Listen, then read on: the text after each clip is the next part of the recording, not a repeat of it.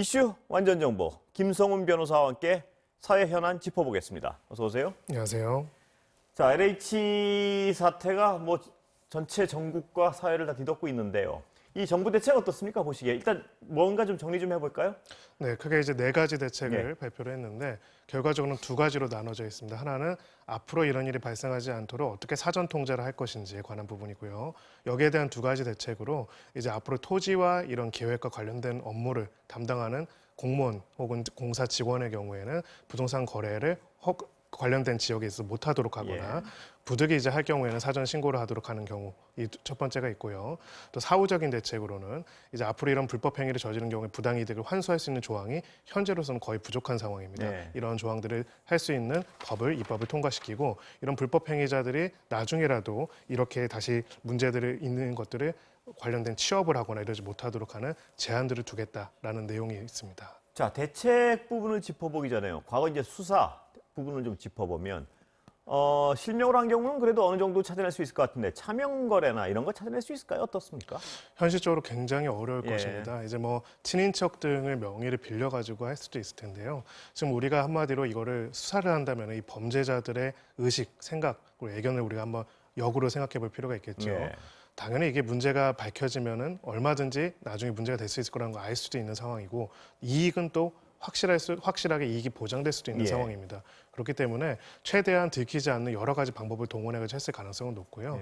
지금 이제 조사의 범위를 친인척 등으로 한정해서 한다면 한계가 있을 걸로 보이고요. 오히려 친인척이 아닌 서로 예를 들어서 여러 직원들이 관여가 됐다면 서로의 친인척을 바꿔가지고 하거나 아니면 다른 사람들의 정보를 도용하거나 여러 가지로 하는 방식으로 했을 가능성도 있기 때문에 차명 정보를 확인하는 데는 굉장히 많은 수사력이 필요할 것이다 이렇게 생각합니다. 만약에 그 범죄적 수익까지 염두에 두고 말씀하신 대로 친인척을 서로 바꿨다든가 혹은 또 지인의 지인이랄까 이런 식으로 했을 때는 가능합니까? 현실적으로? 그렇게 하는 경우들이 오히려 굉장히 많습니다. 그렇기 때문에 지금 이 사건과 관련해 가지고는 이제 원래는 그렇게 차명으로 거래하는 것 자체를 또 단속하는 별도의 법이 있습니다. 부동산 실명법이라고 하죠. 근데 그 위반 행위 말고도 이것이 얼마나 큰 규모로 조직적으로 이루어졌는지를 볼 필요가 있고요. 이게 과연 이제 공사기관들 몇 명만이 이런 식으로 해서 벌어진 일 수준이었는지 아니면 이 사람들 여기서 지금 명의도 드러나는 사람들은 제가 봤을 때는 오히려 이제 중심이 아닐 수도 있고요. 다른 더 핵심적인 피의자들은 없는지를 꼭 확인해 볼 필요가 있습니다. 자, 그렇다면 국세청이나 금융위, 정부 합동수사단이니까요. 국세청이나 금융위가 좀 같이 들어와서 조사를 하면 아무래도 낫겠죠? 그 자금 흐름이나 이런 걸 쳐다보는 데는? 그렇습니다. 반드시 필요하고요. 지금 아무래도 이 등기부등본에 있는 그 내용이나 그 내용만으로 서로 판단하는 건 거의 불가능에 가깝기 때문에 실제 돈이 어떻게 오갔는지 돈의 흐름을 봐야겠죠? 그렇죠. 관련된 내용들도 봐야 하고요. 그리고 토지 거래에 관여한 중개사들도 있을 겁니다. 이 중개사들에 대한 소환 조사 내용들을 파악할 필요가 있고요. 이것을 토대로 해가지고 이 부동산 거래의 실체들을 판단해 볼 필요가 있습니다. 근데 이제 과거 수사에 대한 부분이고 앞으로 이제 막아야 될 텐데요. LH 방지법이라고 국회에서 내놨는데 어떻습니까? 보셨습니까? 약간 내용은? 네, 이제 몇 가지는 봤는데요. 여러 내용들이 있지만 가장 핵심적인 건 2가지로 요약이 될 수 있습니다. 하나는 처벌 이런 문제를 일으켰을 때 거의 징벌적인 수준으로 이제 강력하게 벌금을 높이고 형량도 높여가지고 처벌의 형량을 강화한다는 내용이 하나고요. 또 하나는 앞으로 이런 문제를 저질렀을 때 이거와 관련돼 가지고 소위 말해서 제대로 된 이익이 환수될 수 있도록 부당이득을 환수할 수 있도록 규정을 둔다는 그런 취지. 그 2가지가 일단은 핵심적인 골자가 되어 있습니다. 근데 결국은 이제 이 법을 통과를 시킨다고 하더라도 원칙적으로 행위시법 원칙, 소급입법 금지의 원칙상 지금 벌어진 일을 이걸로 조율해 가지고 규율해 가지고 판단하기에는 굉장히 한계가 있겠죠. 그렇다면 소급이 안 된다면 이번 사태는 지금 법을 가지고 철저히 수사하는 방법밖에 없다. 처벌하려면. 그렇습니다. 그리고 그 발본세권이라고 하지 않습니까? 지금 드러난 몇 명을 제외하고도 그럼 이 정도의 투기성 정보가 사실은 지금 일단은 정확하게 내용들이 어떤 사람들인지 파악은 안 됐지만은 그렇게 간부급인 사람들은 아닌 걸로 일단은 보입니다. 보도낸 내용에 따르면요. 이 정보가 더 고급 정보들이 계속 오고 갈 수도 있기 때문에 국토부까지도 이제 수사 대상으로 확대해가지고 관련된 내용을 꼭 파악할 필요가 있습니다. 근데 이제 과거의 수사의 경우에요. 지금 새로 만든 법 가지고는 소급이 안 되니까 과거의 지금 법 가지고 해야 되는데 그렇다면 업무 관련성이나요. 어떤 정보의 내부자 정보나 이런 걸 증명하기 좀 쉽지 않지 않습니까? 굉장히 어렵습니다. 지금 가장 많이 거론되는 법이 부패방지법, 공공주택 특별법, 그리고 한국토지주택공사법이 세 가지가 있는데요. 이 중에서 그나마 좀 형량이 높은 게 부패방지법입니다. 근데 업무상 취득하고 알게 된 정보다라는 점이 그 구성 요건으로 있기 때문에 이것이 입증이 되어야 하는데요. 일단 현재 드러난 사람들은 원칙적으로는 그 업무에 직접적인 관련성은 없어 보인다라는 이야기가 있습니다. 지금 다 내용이 파악되지는 않았지만요. 그렇기 때문에 이 부분을 교묘하게 빠져나갈 수도 있다라는 생각이 들고요. 그래서 저희가 이번 이 사건의 대함에 있어가지고는 몇몇 직원들의 일탈이 아니라 이것이 정보가 어떻게 유통이 돼서 어떻게 자금이 동원이 돼서 어떻게 구입되었는지에 대한 각각의 흐름도들을 정확하게 파악하는 것이 반드시 필요합니다. 아니면은 그 내부자들 사이에서는 아주 이런 어떤 미공개 정보가 아주 관행적으로 그렇습니다. 늘 어떤 정보 교환이 이루어졌을 가능성도 배제할 수 없을 것 같습니다. 네, 사실 역사적으로 신도시를 한번 개발할 때마다 계속 이런 문제가 발생을 했습니다. 그래서 이번 경우에도 구체적으로 어떻게, 어디서, 어떤 방식으로 정보가 샜는지, 그리고 그것이 의도적이었는지 의도적이지 아니었는지, 의도적이었다면 거기에 가담한 주체들은 얼마나 되는지를 반드시 확인해야 합니다. 쉽진 않은 수사 같은데요. 네. 이번 수사의 경우에 경찰이 주체가 돼서 수사를 하게 되는 것 같은데 네. 수사권 조정 문제 뭐 이런 거 이후에 경찰이 한번 맘먹고 수사를 할 텐데요. 이번에 한번 역량을 보여줬으면 좋겠습니다. 수사에. 그렇습니다. 그래서 일단은 지금 뭐 검찰에서도 관련 팀을 꾸린다라는 이제 보도는 나왔는데요.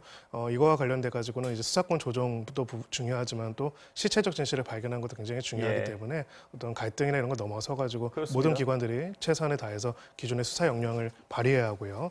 특히나 1기, 2기 신도시 때도 비슷한 형태의 비리와 수사가 있었습니다. 이런 수사 역량과 자료들이나 이런 내용들이 같이 공유될 필요가 있습니다. 다음 얘기 좀 넘어가 볼까요? 그 김학의 출금 사건 관련해 가지고 오늘 공수처장 발언이 나왔는데 일단 공수처장 발언을 좀 듣고 자세히 좀 몇 가지 여쭤보겠습니다. 공수처장 발언 준비돼 있으면 한번 들어볼까요? 그 이성윤 검사, 이규영 검사 그거는 좀 어떻게 결론이 좀 나셨어요? 그거는 말씀드리기 저희가 뭐 계속 검토 중입니다. 보긴 다 봤습니다. 아마 차규본부장 영장 기각된 것도 좀 영향을 좀 받을까요? 그 사건 그러니까 저희가 이제 법리적인 부분도 좀 검토를 해봐야 될 것 같아요. 그 영장이 왜 기각됐는지 뭐 사실관계 부분도 있고 법리적인 부분도 있고. 자, 김학의 전 차관 그 영장 그 불법 출금을 한 그 관련된 어떤 사람들에 대해서 영장은 기각됐습니다. 네, 그렇습니다. 어떤 의미인가요, 그러면? 일단은 영장 기각 사유에 관해서 이제 담당 판사는 이렇게 이야기를 하고 있습니다. 적법 절차를 위반한 것으로 중대한 사안으로 보이나 이제 도주 및 증거인멸의 우려가 없으므로 이제 영장 발부를 안 한다라는 취지였습니다. 결국은 이제 범죄 혐의의 상당성, 얼마나 이제 죄를 저질렀는지에 대한 소명이 있는지가 하나가 있고요. 다른 하나는 구속의 필요성, 이 두 가지가 있거든요. 지금 일단은 이 문구만 한정적으로 봤을 경우에는 조금 중립적이긴 하지만은 범죄 사실 자체에 대한 소명할 수 있는 자료들은 있을 수 있다라는 의견을 밝혔지만, 있을 수 있다. 하지만 지금 도주 및 증거인멸을 할 상황은 아니기 때문에 이 경우에는 이제 영장을 할 만한 발부할 만한 상황이 아니다라고 판단했습니다. 그래서 아까 이제 공수처장님도 이 부분에 대해서 뭐 사실관계적인 부분도 있고 법리적인 부분도 있다라고 이야기를 하셨는데 그게 결과적으로는 이게 이 혐의 사실 자체가 없다라는 얘기가인지 아니면은 혐의 사실은 일부 인정이 되지만은 지금 소명할 수 있는 자료들, 그러니까 구속의 필요성, 그러니까 증거인멸 및 도주의 우려라는 법리적인 부분들 때문에 내려진 건지는 좀 더 보겠다 이런 취지로 발언하신 걸로 보입니다. 공수처장의 얘기는 그럼 공수처가 수사하겠다는 얘기인가요? 아니면 어떻게 하겠다는 얘기인가요? 이거는? 일단 두 가지로 볼 것입니다. 일단은 공수처에서 일단은 한번 검토를 하고 있다. 그말 한마디로 검토를 해서 수사를 한다면 하겠다라고 보는 거고요. 다만 이제 여기에 대해서 약간 유보적으로 말한 이유는 이제 인사위원회가 구성이 되긴 했지만은 이제 공수처 검사를 임명하고 이런 절차들 수사팀이 꾸려지는 데 좀 시간이 걸리기 때문에 현재 수사가 얼마나 원숙이 되어 있는지 그리고 공소시효 등을 고려해가지고 경우에 따라서는 이제 재이첩, 그러니까 소위 말해서 검찰 쪽으로 이첩을 시켜서 관련된 내용을 진행할 수도 있다 이렇게 보고 있습니다.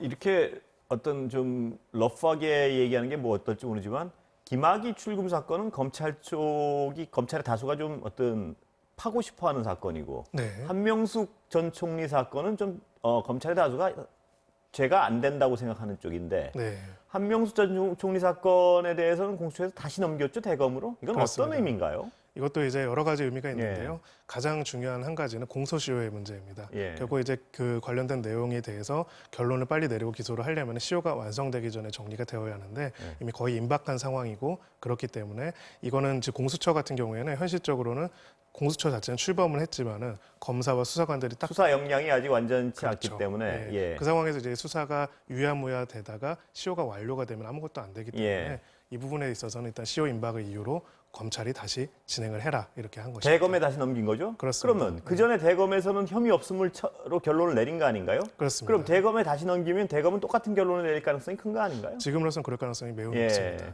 그렇기 때문에 나오는 얘기가 법무장관이 수사 지휘를 할 것이다, 할 수도 있다 이런 얘기 같은데 그게 가능한 일인가요? 어떻습니까? 일단은 형사소송법상으로는 우리 검찰청법으로는 당연히 법무부 장관이 수사지휘권을 발동할 수는 있습니다. 다만 이제 수사지휘권 발동, 특히 구체적인 사건에 대해서 약간의 정치적인 사건에 대해서 발동하는 데 있어서는 상당한 조심성이 있을 수도 있기 때문에 일단은 지금 일단 보도된 내용에 따르면은 왜 무혐의가 났고 왜 이 부분에 대해서 특히 고소인 쪽이나 진술한 사람들 억울하게 하는지에 대한 내용을 법무부 차원에서도 좀 검토를 하고 있다는 내용이 있습니다. 근데 당초 어떤 이문정 검사는 이 건에 대해서 대단한 어떤 문제의식을 제기했던 이문정 검사는 뭐 짜여진 각본대로 이루어진 수사다 이렇게까지 얘기를 하지 않았습니까? 그렇습니다. 그러면 그런 연장선상에서는 그 법무부 장관의 수사지가 이루어질 가능성도 배제할 수는 전혀 없겠군요. 배제할 수는 없습니다. 그래서 결과적으로는 이제 좀 중립적으로 보면은 그 무혐의 결정의 타당성 그리고 여기서 특히 이제 그 핵심적인 내용이 자백 어떤 특성한 진술을 강요했다라는 그 재소자들의 증언의 내용의 신빙성 이것들을 뒷받침할 수 있는 자료들이 얼마나 있는지 결국은 어떤 식으로 결론이 나도 수사지휘권을 발동을 해도 혹은 이거를 무혐의 처분을 하더라도 결과적으로는 다시 사법부의 판단을 받기 때문에 이 부분에 대한 자료와 내용들이 같이 논의될 것으로 보입니다. 시간은 다 됐는데요. 마지막으로 그 잠깐 설명해 주셨지만 그 위증교사가 어떤 사건인지 좀 간략히 정리하고 끝낼까요? 네, 한마디로 말하면 이제 한명숙 전 총리와 관련된 사건에서 이제 여러 가지 그 뇌물 수수와 관련된 증언들을 한 사람들이 있었습니다.